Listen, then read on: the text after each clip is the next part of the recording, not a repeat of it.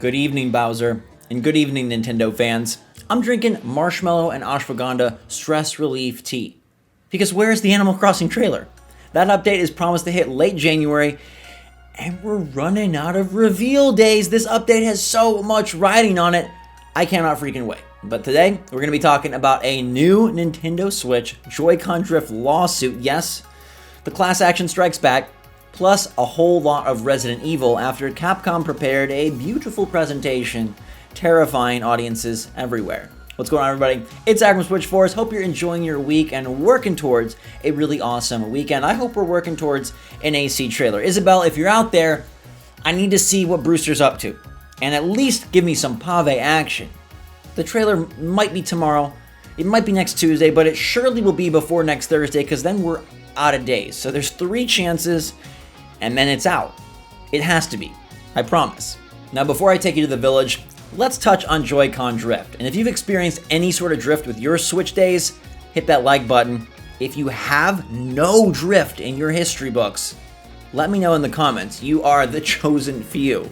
But a Quebec firm filed a new class action lawsuit saying, hey, Nintendo has a hidden fault in their controllers, and it violates the local Consumer Protection Acts. They're looking for restitution and some payout, not just for Joy-Con, but also for Pro controllers and Nintendo Switch and Switch Lite systems. This has been a problem for years now. The drift, where the controller all of a sudden moves on its own, and Mario is running left when you need him to go right, and it's really impossible to terraform when your little villager is constantly back shuffling towards the beach. It's super annoying and something that we hope Nintendo will eradicate. In fact, they talked to head honcho Doug Bowser recently, and he said, yeah, they're aware of it, and they're working with consumers to get them their controllers up and running as quickly as possible, and every instance is an opportunity to improve going forward. And with the rumblings of a new Joy-Con for the Switch Pro console, I surely hope that if that happens, they remove drift forever. Frankly, they need to do it with any upcoming release, and you begin to wonder, maybe that's partially a tiny reason as to why we haven't seen hardly any Joy-Con or Pro controllers as of late. Now, it's much more likely that it's due to COVID and production slowdowns, but it's interesting to think about because this has been a big problem for a while. Anybody that's had drift, hit that like button, raise your hand. I mean, the room should be full of flying fingers. So if you're in Canada, you can get in on this. They're still waiting for a judge to authorize the proceedings, but maybe there's some sort of rebate in that future, and I wouldn't be surprised to see a new US class action lawsuit pop up sometime soon. I have such a tricky time with horror games because their worlds are so engrossing, and oftentimes the mechanics very interesting, and the imagination a little freaky but super fun, yet I am such a wimp when it comes to this kind of stuff. Like horror movies, no chance. It took a lot of courage for me to get through the Dead Space franchise, but I loved it. And RE7 was one of my favorite games when it released. But I feel like I lost a few years off my life. Are there any of you out there that love horror games, but man, it takes nerves of steel and so much self-reassurance to be like, okay, I can do this. It's worth it for the fun, even if I'm gonna freak myself out in the process. But enough about the Resident Switch problem, let's go to Resident Evil. And hey, even though this presentation was primarily focused on other platforms, Capcom did throw us Switch fans a zombie bone with a new Resident Evil sale on the eShop. You can grab Resident Evil 4, 5, or 6 for $15, which matches their lowest price ever, and Revelations 1 and 2 are $8 each, which I think is a fantastic value. And while Resident Evil has kind of been skipping the Switch lately, there was a leak about a Resident Evil Revelations 3 hitting the system sometime soon, and I'd be so excited for that. I think that part of the franchise is underrated, and we could use some new RE on Switch. We got skipped over for 2, skipped over 3, all the multiplayer stuff didn't happen, and now Resident Evil Village is dropping on the other consoles. Let me tell you, the game looks so hot. And I bet some of you out there are dual console owners where you're part of the PlayStation family and the Nintendo family, or the Xbox family and the Switch family, and this is really exciting news because the game looks downright fantastic. And I don't often have a chance to talk about games that aren't coming to the Switch, so let's take a moment and just gush over how glorious this gothic castle looks. They're incorporating many elements that made Resident Evil 7 stand out, like first-person perspective, puzzle solving, and gorgeously detailed rooms. I mean, you just step inside these locations and they're tantalizing as mini escape rooms and torture chambers and wonderful examples of incredibly detailed video game design. There's some very serious witches wanting to suck your blood, and one of them is super tall and probably going to be the centerpiece of many inappropriate fan art for years to come. But hey, at least they're incorporating a lot of cool things from RE4. Besides the gothic stylings, there is a system to manage your inventory, and they brought a merchant back, which I'm super pumped for.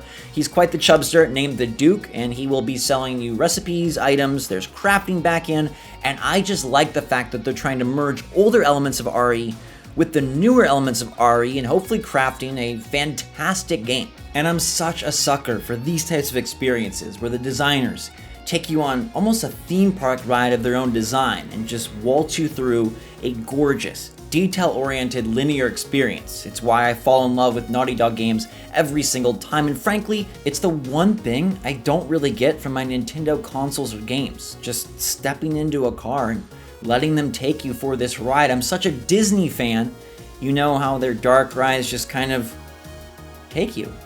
And games like Uncharted, The Last of Us, even Resident Evil 7, they take you on a journey, and you're just bearing witness to the wonders that these incredible game magicians have given us. It's special, and it's something that I appreciate about the other platforms and the other developers and publishers. I thought 7 was a stunner because it created this interesting scenario where you were avoiding moving bosses. Yeah, the family in RE7 would chase you around these very intricate locations, and you'd have to solve puzzles while staying on guard, and it would culminate in some sort of crazy encounter with a really psychotic dad, or a mom that could turn into a bug, or a brother that had a few loose screws. Now, all of those elements seem to be back, and you're going to be hunted by these hungry witches, and probably more. The game starts off in a village, moves to a castle, there's an underground dungeon, and there's a kick button, allowing for more defensive gameplay as you can create space. And in the era of social distancing, thank you. I surely want my 6 feet from that freaky zombie. They also announced a combatless escape demo for PlayStation 5 called Maiden, available later today. Resident Evil Reverse is a 6-player deathmatch game with classic characters, and it's coming on May 7th to cross-gen. Yeah, PS5, Xbox Series X, Xbox One, PlayStation 4, and not Switch. These are the days where I'm glad that I do own another console, although it does make you appreciate that cloud gaming even more, because there is a future where maybe Resident Evil Village makes its way to Switch, and you say, Zach, you're crazy, no way, this game looks incredible. They didn't even mention Nintendo, but Resident Evil 7 was on the cloud service in Japan. Now, it was totally unplayable for us here in the States, way too far from the servers, but if Control and Hitman 3, which released this week, are successful, those are totally playable.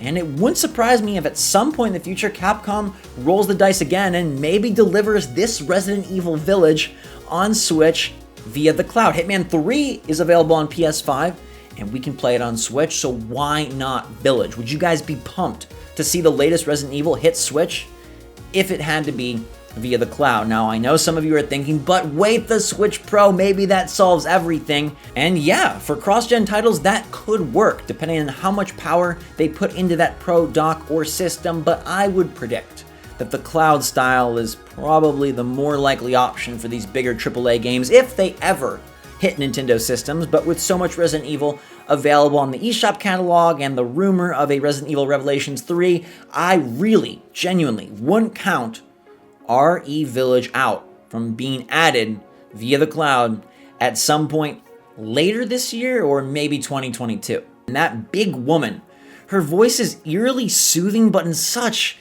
a disgusting way. You know, like if she got a hold of you, it would not be a fun night. We'll have to wait till May 7th to find out, but I am incredibly intrigued. And I just hope that it's not too creepy, because there's a baby involved and a lot of bugs and blood, and I can just imagine the stressful situations now that inventory management has been reintroduced, and thinking you had one more herb than you got, and trying to solve the puzzle before that witch says she found your spot. It's gonna be one to really raise the blood pressure, but hopefully it's one that we remember quite fondly when the year is said and done. And who knows, maybe it'll show up on Switch at some point in the future. For now though, that'll do it for our show. I hope you guys enjoyed the video. If you did, leave a like and let me know about that Joy-Con drift in the comments down below. Have a fantastic rest of your day. Stay safe, stay healthy, stay smart out there. And until next time, everybody, you are awesome, and I appreciate you letting me share my video game musings with you each and every weekday. Until next time though,